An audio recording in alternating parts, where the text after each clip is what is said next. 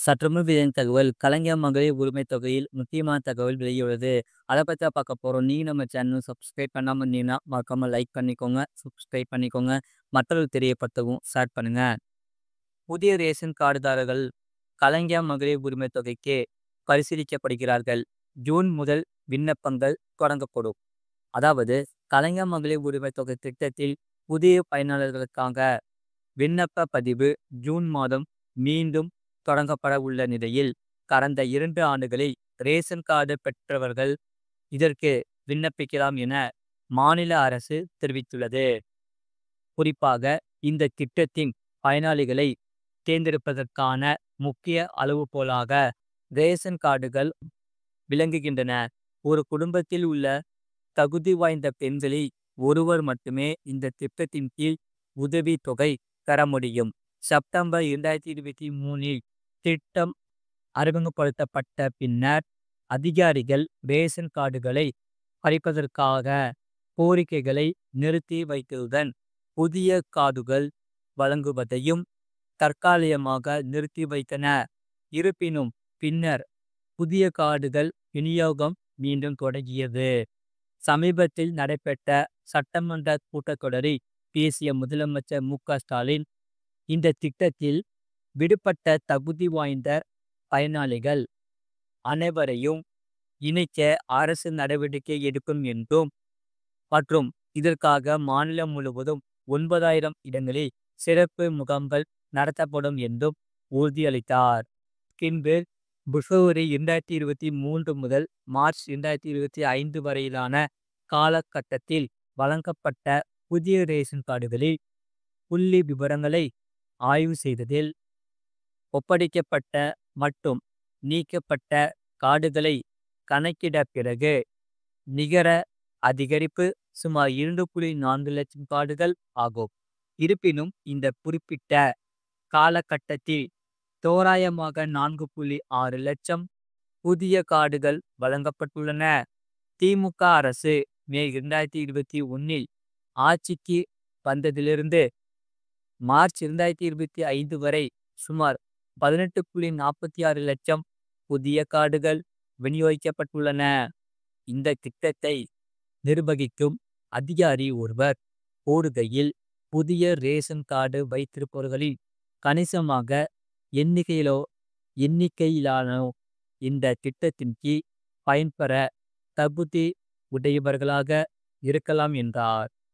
ஒரு சில வங்கிகள் பயனாளிகள் தங்களுக்கு கிடைக்கும் மாதாந்திர உதவித் தொகையாக ரூபாய் 1000 முழுவதையும் எடுக்க வேண்டும் என்று அறிவுறுத்துவதாக வெளியான தகவல்கள் குறித்து கேட்டபோது, மாநிலம் அரசு வங்கிகளுக்கு அவ்வப்போது எந்த அறிவுறுத்தல்களும் வழங்கப்படவில்லை என்று அந்த அதிகாரி கூறினார். அதாவது பயனாளிகள் அனைவரும் பெண்களாக இருப்பதால் அவர்கள் அந்த தொகையில் ஒரு பகுதியை சேமிப்பார்கள் என்பதை அரசாங்கம் நன்கு அறிவித்திருக்கிறது. அது நடைமுறையில் உள்ளது என்றும் அவர் கூறினார். மேலும் வங்கிகள் இதுபோன்ற பயனாளிகளின் தேவைகளை பூர்த்தி செய்ய பிரத்யோக நுகர்வு கடன் திட்டங்களை உருவாக்க வேண்டும் என்று அரசு தொடர்ந்து பரிந்துரைத்து வருவதாகவும் அவர் குறிப்பிட்டார்.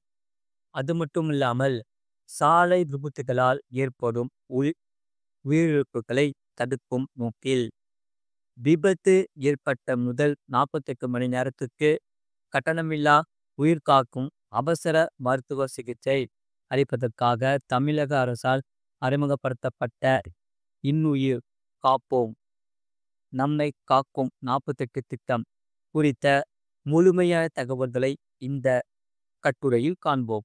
அதாவது சமீப காலமாகவே சாலை விபத்துகளில் உயிரிழப்பவர்களின் எண்ணிக்கை தொடர்ந்து அதிகரித்து கொண்டு இருக்கிறது. சாலை விபத்தில் ஏற்படக்கூடிய ஒவ்வொரு உயிர் இறப்பினும் அந்த நபர் மட்டுமல்லாமல் அவரின் ஒட்டுமொத்த குடும்பமும் பல்வேறு சோதனைகளுக்கு ஆளாகியிருக்கின்றன. இவ்வாறாக சாலை விபத்துகளில் பெரும்பாலும் இளம் வயதுடையவர்களாக அதிகம் மரணமடைந்துள்ளன. இதை கருத்தில் கொண்டே தமிழக அரசு இன்னுயிர் காப்போம் திட்டம் என்ற சிறப்பு வாய்ந்த திட்டத்தை கொண்டு வந்துள்ளது. தற்போது இந்த திட்டத்தின் நன்மைகள் என்னென்ன, யாருக்கெல்லாம் இந்த திட்டத்தை பயன்பெற முடியும் என்று இங்கே பார்ப்போம். இன்னுயிர் காப்போம் நம்மை காக்கும் 48 திட்டம் என்றால் என்ன?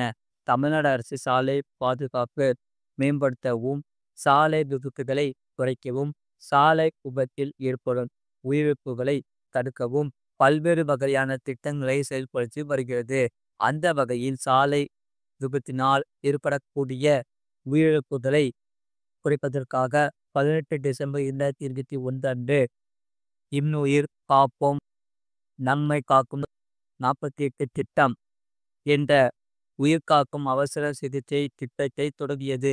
இந்த திட்டத்தை செங்கல்பட்டு மாவட்டம் மேல்மருகத்தூர் ஆதிபராசக்தி மருத்துவக் கல்லூரி மற்றும் ஆராய்ச்சி நிலையத்தில் நடைபெற்ற அரசு விழாவில் முதல்வர் மு.க.ஸ்டாலின் தொடங்கி வைத்தார். இந்த திட்டம் மூலம் தமிழகத்தில் அதிகம் விபத்துகள் நடைபெறும் இடங்களுக்கு அருகில் உள்ள மருத்துவமனைகளில் இந்த 48 மணி நேரத்திற்குள் சிகிச்சை அளிக்கப்படுகிறது. மேலும் அந்த 48 மணி நேரத்துக்கான அவசர மருத்துவ சிகிச்சை செலவை தமிழக அரசு ஏற்கும்.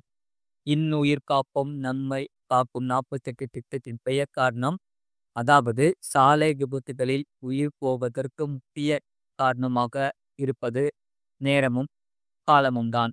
குறிப்பாக விபத்து ஏற்பட்ட முதல் 48 மணி நேரம் மிக முக்கியமானதாகவே கருதப்படுகிறது. அந்த நேரத்துக்குள் விபத்தில் பாதிக்கப்பட்டவர்களுக்கு உரிய மருத்துவ சிகிச்சை கிடைத்துவிட்டால் உயிரை காப்பாற்றிட முடியும். அத்தகைய விலை மதிப்பற்ற நேரத்தின் முக்கியத்துவத்தை நினைவில் வைத்தே இந்த திட்டத்திற்கு நம்மை காக்கும் 48 என்று பெயரெடுக்கப்பட்டது.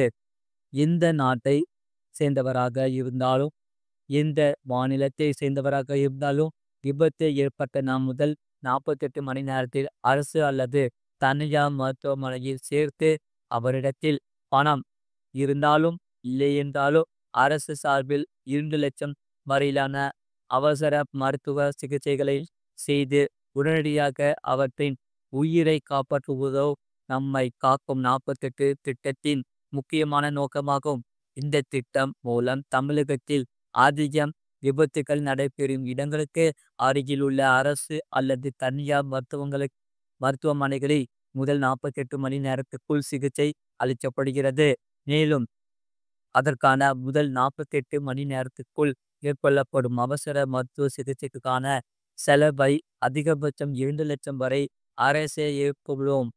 அதாவது விபத்தால் பாதிக்கப்பட்டவர்களுக்கு முதல் 48 மணி நேரத்தில் தேவைப்படக்கூடிய அவசர சிகிச்சை பெறுவதற்காக 228 அரசு மருத்துவமனைகள், 445 தனியார் மருத்துவமனைகள் என மொத்தம் 623 மருத்துவமனைகள் தமிழக அரசால் தேர்ந்தெடுக்கப்பட்டுள்ளன. இன்னுயிர் காப்போம் நம்மை காக்கும் 48 திட்டத்தில் அங்கீகரிக்கப்பட்ட அரசு மற்றும் தனியார் மருத்துவமனைகள் chis.tn.government. இங்கு கொடுக்கப்பட்டுள்ள இந்த 5 முக்கிய தகவல்களை அறிந்து கொண்டு நம்மை காக்கும் 48 திட்டம் அறிவித்தது மிக சிறப்பாக அமைந்துள்ளது. இது போன்ற செய்திகளை உடனுக்குடன் அறிந்து கொள்ள மறக்காம சேனலை சப்ஸ்கிரைப் செய்யுங்கள். மற்றவர்களுக்கு தெரியப்படுத்த ஷேர் செய்யுங்கள்.